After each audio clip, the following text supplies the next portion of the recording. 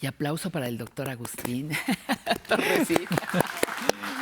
Ya que estábamos con tantos aplausos, uno más, doctor, además súper bien merecido. Me sentí excluido, pero gracias, Te sentí, claro, inmediatamente lo pensé y te metemos. Muchísimas gracias, el doctor Agustín Torresí de León, que es médico psiquiatra con alta especialización en psicogeriatría. Y creo que el tema, y te agradezco que lo hayas aceptado como una propuesta, es un tema muy importante porque la última vez que hablamos decíamos que a veces de qué manera tan cruel, voluntaria, yo creo que involuntariamente, te da un médico un diagnóstico. Desde la simple diabetes, digo simple por lo generalizada que está en México, hasta un tumor en el cerebro o en la columna. ¿Qué impacto tiene en la persona mayor? Gracias por la invitación, Pati. Es un placer siempre platicar contigo. Gracias. Sin duda es determinante y creo que aquí hay dos elementos a destacar. El primero es quién da el diagnóstico, y me refiero a todo el equipo médico, porque a veces tienes la mala fortuna de que te mandan a hacer un ultrasonido. Están sospechando que hay algo en tu vejiga y quien hace el ultrasonido, los hallazgos, empieza a decir, uy, el técnico que está haciendo. El técnico que está haciendo el estudio o el médico preparado en ultrasonografía que empieza a realizar la prueba, ¿desde cuándo tiene síntomas? Esto se ve muy mal. Por ejemplo, son temas que hay que cuidar de todos los profesionales de la salud, porque ni siquiera es el diagnóstico proporcionado por el médico, sino los estudios clínicos que necesitas para llegar al diagnóstico. Entonces, hay un punto importante. Quien da la mala noticia, ¿no? Porque pues siempre que te diagnostiquen una enfermedad no es algo agradable. Lo mencionabas muy bien. Desde algo tan común y frecuente como la diabetes hasta un problema de un cáncer que a lo mejor se había eliminado, que la persona estaba en una etapa libre de síntomas y de momento el estudio control, donde ya lo iban a dar de alta, sale nuevamente el tumor o sale en algún otro lado. Sí. Entonces, el elemento del médico que proporciona el diagnóstico es fundamental, porque estamos hablando de la respuesta emocional de quien lo recibe, las personas adultas mayores, claro. ¿no? Entonces, al momento que recibes una noticia, debiéramos estar preparados o deberíamos estar preparados todos los del ámbito del campo de la salud para darle tiempo a quien la recibe, que responde emocionalmente. Puede ser con tristeza, con enojo, con rabia, y ahí se viene toda una serie de consecuencias que van a marcar el curso, el pronóstico y qué tanto una persona se atenderá. Si yo como médico te doy un diagnóstico sin contemplar tus emociones, sin darme cuenta que voy a afectar tu vida de manera radical, pues evidentemente o no vuelves a la consulta, que ocurre, hablando del impacto emocional. Claro. Hay personas que no regresan al consultorio o que sabiendo que la diabetes se puede controlar y tratar de una manera adecuada, no hacen la dieta, no hacen el ejercicio y abandonan la terapia. Entonces hay un elemento que es quien da el diagnóstico y el otro es quien lo recibe. Entonces ahí estamos hablando tú y yo cómo afecta a la salud mental. Claro, claro, porque me pongo a pensar, habrá quien se deprima horriblemente porque le dieron diagnóstico de diabetes, por seguir en esto, pero que de veras se deprima tremendamente, y hay quien se deprima solamente por un cáncer muy avanzado, un grado 3, 4, yo qué sé, ¿no? Entonces tú dices, ay, pero no es lo mismo. No es lo mismo, pero es ahí donde entra el impacto en la persona mayor. Exactamente, porque es algo individual. Sí. Sí tiene que ver la severidad o el impacto del diagnóstico, por supuesto, pero tiene también que ver, Pati, con la manera en que la persona ha hecho frente a las dificultades a lo largo de toda su vida. Toda su vida, ¿verdad? No va a ser la excepción la manera en que reaccione después de tener un diagnóstico. Hay como algo que llamamos en salud mental y en psicología principalmente afrontamiento.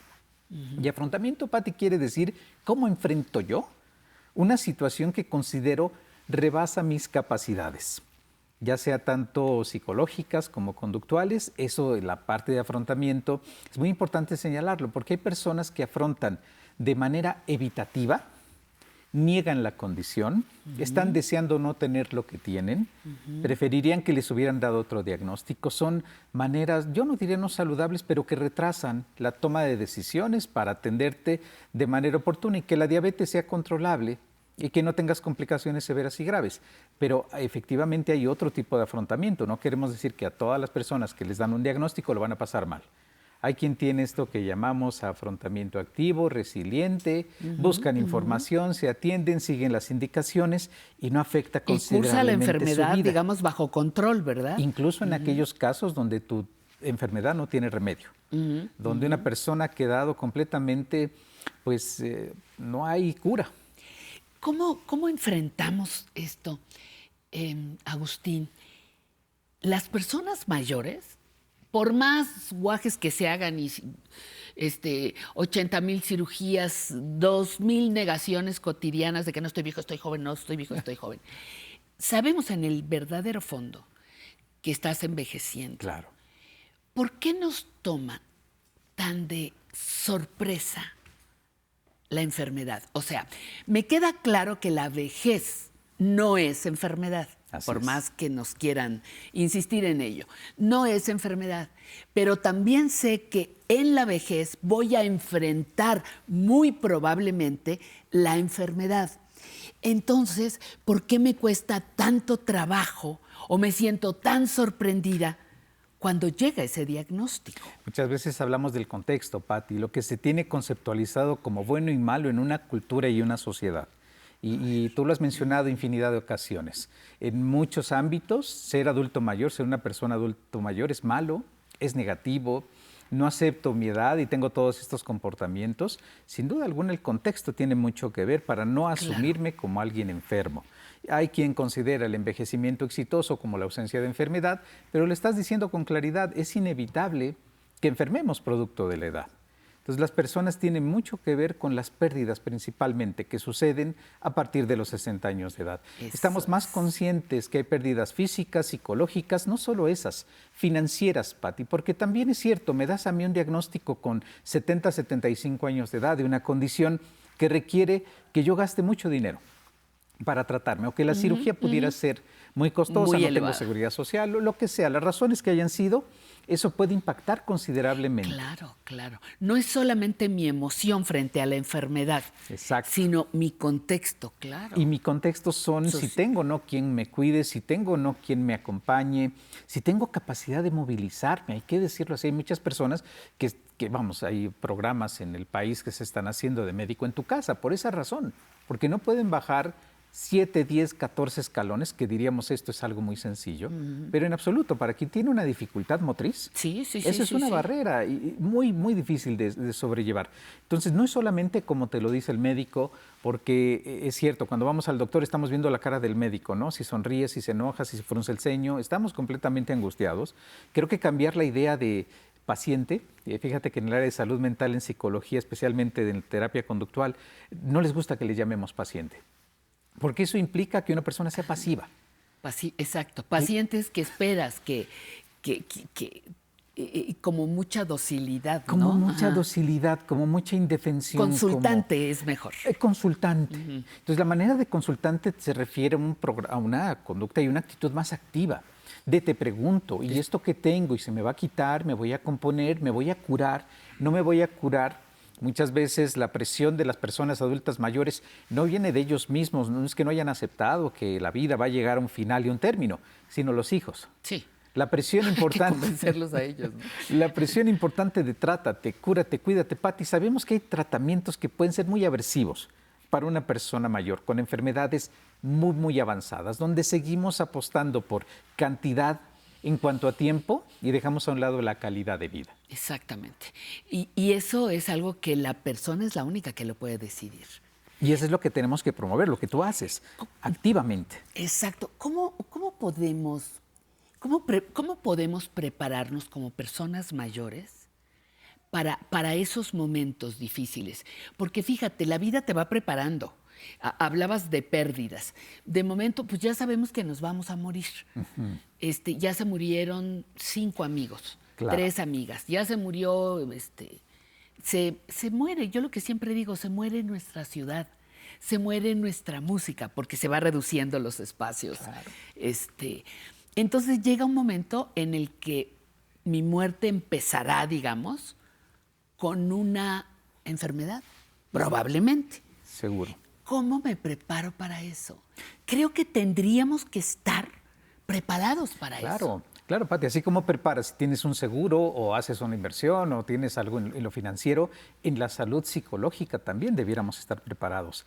Las personas perdemos con frecuencia a la edad mayor el sentido de la vida con facilidad, por lo que acabas de describir. Ya no están mis amigos, mi familia, mi esposo, mis hijos se han ido. Entonces estoy yo completamente solo, completamente sola. Entonces hay terapias psicológicas muy interesantes que te ayudan a reencontrar un sentido a la vida, adaptarte a las situaciones y circunstancias. Terapias psicológicas como aceptación y compromiso, donde ese tipo de terapia, Pati, no se pelea con el dolor, porque mucho de lo que le ocurre a la persona mayor es que está tan deseosa de no sentirse mal y de quitar esos pensamientos y emociones que tanto le perturban, que recurre a medios que entre ellos pueden ser, y hay que decirlo, al alcohol. Y el consumo de alcohol puede ser una complicación que viene de un diagnóstico que te han dado y la persona no tiene más recursos para hacer frente a la adversidad que beber. Y ahí le vienen otras dificultades. Entonces, la psicología del adulto mayor está creciendo considerablemente, donde ayudamos a las personas a sobrellevar y a sobreponerse al malestar, no considerarlo el enemigo, sino adaptar la vida a las dificultades que se le van presentando. Leía el otro día a este hombre Solares, un escritor mexicano, teatro, literatura, y se llama su libro Minucias, y dice, palabras más, palabras menos, si dicen que la muerte es el paso a otra dimensión, ¿por qué tanto drama? Te lo dice él con unas palabras muy finas, pero yo digo, bueno, quien cree que sigue algo, perfectamente válido, reencarnación, cielo, Shangri-La, lo que quieran. O quien crea que ahí se termina, pero está bien también, pero hay que prepararse para eso. Completamente. Y casi nadie te dice que hay que prepararte para tu propia muerte. Y espiritualidad y afrontamiento religioso están dentro de los otros recursos que las personas pudiéramos emplear, porque puede que yo esté más tranquilo sabiendo que trasciendo a otro plano, terreno existencial, y no me agobie el dejar de estar aquí.